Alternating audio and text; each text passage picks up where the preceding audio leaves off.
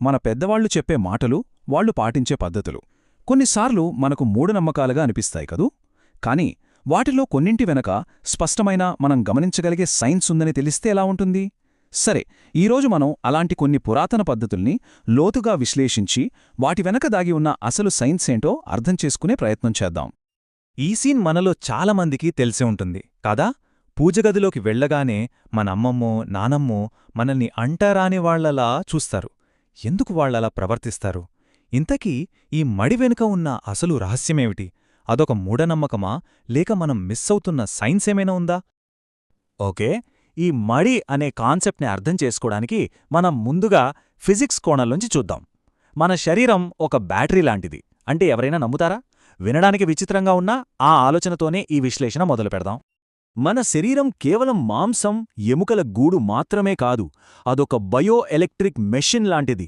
మన గుండె కొట్టుకున్న ప్రతిసారీ, మనం ఆలోచించిన ప్రతిసారీ మన శరీరంలో చిన్న మోతాదులో విద్యుత్ ఉత్పత్తి అవుతూనే ఉంటుంది. మరీ ముఖ్యంగా ధ్యానం చేసేటప్పుడు లేదా మంత్రాలు జపించేటప్పుడు ఈ బయో ఎలక్ట్రిక్ ఉత్పత్తి ఇంకా ఎక్కువవుతుంది.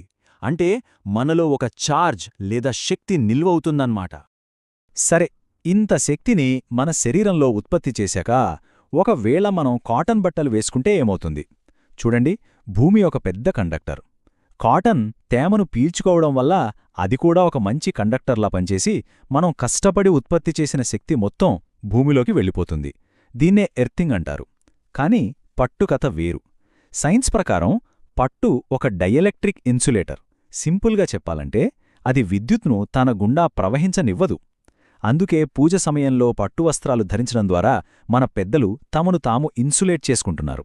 ఆ పట్టు వస్త్రం ఒక కవచంలా పనిచేసి ఆ బయో ఎలక్ట్రిక్ శక్తిని బయటకు పోకుండా శరీరం లోపలే బంధించి ఉంచుతుంది. పట్టు ఇన్సులేషన్ కోసమని అర్థమైంది.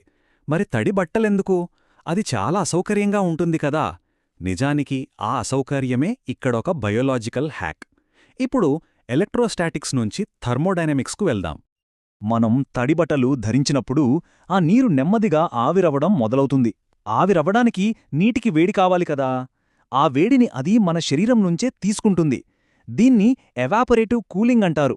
దీనివల్ల వెంటనే మన చర్మం ఉష్ణోగ్రత తగ్గుతుంది. ఫలితంగా మన బ్లడ్ ప్రెషర్ అదుపులో ఉంటుంది. జీవక్రియ ఒత్తిడి తగ్గుతుంది. అంతేకాదు, ఆ చల్లదనం మన నాడీ వ్యవస్థను ఎప్పుడూ అప్రమత్తంగా ఉంచుతుంది. అది తమస్ అంటే నిద్రమొత్తును, బద్ధకాన్ని దగ్గరికి రానివ్వదు. ఎందుకంటే తడిబట్టలలో హాయిగా నిద్రపోవడం ఎవరికీ సాధ్యం కాదు కదా. ఇది మన మెదడును హైపర్ ఫోకస్డ్ స్థితిలోకి తీసుకెళ్తుంది. సో మన కథలోకి మళ్ళీ వస్తే, ఆ అవ్వ ఎందుకు ముట్టుకోకు అని అరిచింది? ఆమెను ఒక పూర్తిగా ఛార్జ్ అయిన కెపాసిటర్లా ఊహించుకోండి. స్నానం, తడి బట్టలు, పట్టు వస్త్రం ఇంకా మంత్రజపం ద్వారా ఆమె ఒక నిర్దిష్ట శక్తి క్షేత్రాన్ని తన చుట్టూ నిర్మించుకుంది. ఇప్పుడు బయటనుంచి వచ్చిన వ్యక్తి వేరే శక్తి స్థాయిలో ఉంటాడు. ఒకవేళ ఆ వ్యక్తి ఆమెను తాకితే అంతే, ఒక సర్క్యూట్ పూర్తవుతుంది. ఆమె గంటల తరబడి నిల్వ చేసుకున్న శక్తి మొత్తం ఒక క్షణంలో డిశ్చార్జ్ అయిపోతుంది. ఆమె ఏకాగ్రత దెబ్బతింటుంది. సో అసలు విషయం వ్యక్తుల అంటరానితనం కాదు, శక్తిక్షేత్రం యొక్క అంటరానితనం. ఓకే, ఇక మన రెండవ విశ్లేషణకు వెళదాం. ఇది చాలామందికి తెలిసిన విషయమే. సాత్విక ఆహారంలో ఉల్లిపాయలు, వెల్లుల్లి తినకూడదు అంటారు. ఎందుకు?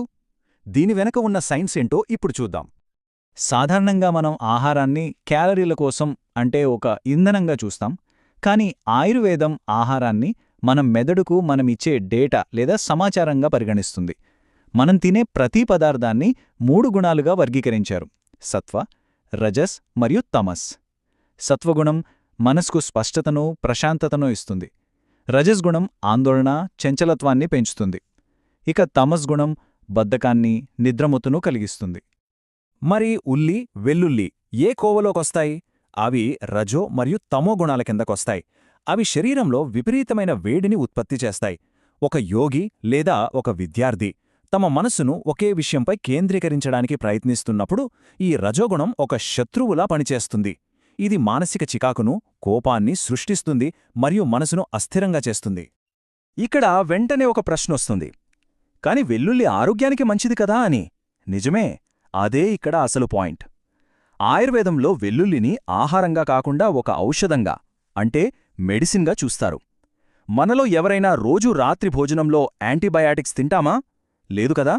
అనారోగ్యంగా ఉన్నప్పుడు మాత్రమే డాక్టర్ సలహా మేరకు తీసుకుంటాం. మన పూర్వీకులకు కూడా వెల్లుల్లి ఒక శక్తివంతమైన మందు అని తెలుసు. అలాంటి శక్తివంతమైన ఔషధాన్ని రోజూ తీసుకోవడం వల్ల శరీరం యొక్క సహజ సమతుల్యత దెబ్బతింటుందని వాళ్ల నమ్మకం. ధ్యానం చేసేవాళ్లు వీటిని తినకపోవడానికి 2 ముఖ్యమైన శాస్త్రీయ కారణాలు ఉన్నాయి. మొదటిది ఇంద్రియ నిగ్రహం. వెల్లుల్లి ఒక కామోద్దీపనను ప్రేరేపించేదిగా పనిచేస్తుంది. ఆధ్యాత్మికత అంటేనే ఇంద్రియాలను అదుపులో ఉంచుకోవడం. మనం తినే ఆహారమే మన కోరికలను రసాయనికంగా ప్రేరేపిస్తుంటే ఇక ధ్యానం ఎలా సాధ్యమవుతుంది? రెండవది గట్ బ్రెయిన్ యాక్సిస్. ఉల్లిపాయలు కడుపులో గ్యాస్, ఉబ్బరం కలిగిస్తాయి. కడుపులో అసౌకర్యంగా ఉంటే మన ఏకాగ్రత పూర్తిగా దెబ్బతింటుంది. అందుకే అంటారు, నిశ్శబ్దమైన మనస్సు కోసం నిశ్శబ్దమైన జీర్ణకోశం అవసరమని. ఇప్పుడు మన చివరి, ఇంకా చెప్పాలంటే అతి పెద్ద విశ్లేషణకు వద్దాం. మన తెలంగాణలోని రామప్ప ఆలయం గురించి తెలుసుకుందాం. ఇది కేవలం ఒక గుడి కాదు, 800 ఏళ్ల నాటి ఒక ఇంజనీరింగ్ అద్భుతం. మనం ఇల్లు కట్టేటప్పుడు పునాది కోసం కాంక్రీట్ వేస్తాం. భూమి కంపించినప్పుడు కాంక్రీట్ పగిలిపోయే ప్రమాదముంది. కాని 800 సంవత్సరాల క్రితం కాకతీయ ఇంజనీర్లు ఏం చేశారో తెలుసా? వాళ్ళు శాండ్ బ్యాగ్స్ టెక్నిక్ అనే అద్భుతమైన పద్ధతిని వాడారు. ముందుగా 10 అడుగుల లోతైన గొయ్యి తవ్వి దాన్ని ఇసుక, సున్నం, బెల్లం, కరక్కాయల ప్రత్యేక మిశ్రమంతో నింపారు. భూకంపం వచ్చినప్పుడు ప్రకంపనలు ఈ ఇసుక పొరను తాకగానే ఆ ఇసుక కణాలు ఒకదానిపై ఒకటి జారుతూ ఆ శక్తిని గ్రహిస్తాయి.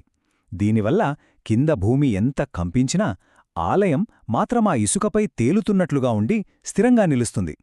దీన్ని ఆధునిక ఇంజనీరింగ్లో బేస్ ఐసోలేషన్ అంటారు. ఇక ఈ ఆలయ గోపురం గురించి చూద్దాం. దీని నిర్మాణంలో వాడిన ఇటుకల సాంద్రత కేవలం 0.9 గ్రామ్స్ పర్ క్యూబిక్ సెంటీమీటర్. అంటే నీటి సాంద్రత 1.0 గ్రామ్ పర్ సీసీ కన్నా ఇది తక్కువ అన్నమాట. దాని ఫలితమేంటో తెలుసా? నీళ్లలో తేలియాడే ఇటుకలు. నమ్మశక్యంగా లేదు గదా? శాస్త్రవేత్తలు వీటిని విశ్లేషించారు. బంకమట్టిలో రంపపు పొట్టు, వరి పొట్టు లాంటివి కలిపి ఈ ఇటుకలను తయారుచేశారు. వాటిని కాల్చినప్పుడు ఆ సేంద్రియ పదార్థాలు కాలిపోయి లోపల లక్షలాది చిన్న గాలి బుడగలేర్పడ్డాయి. ఫలితంగా రాయిలా గట్టిగా ఉండి చెక్కలా తేలికగా ఉండే ఒక స్పాంజ్ ఇటుక తయారైంది. దీనివల్ల గోపురం బరువు తగ్గి మొత్తం నిర్మాణం స్థిరంగా ఉంది. ఇది అప్పట్లోనే వాడిన అడ్వాన్స్డ్ మెటీరియల్ సైన్స్.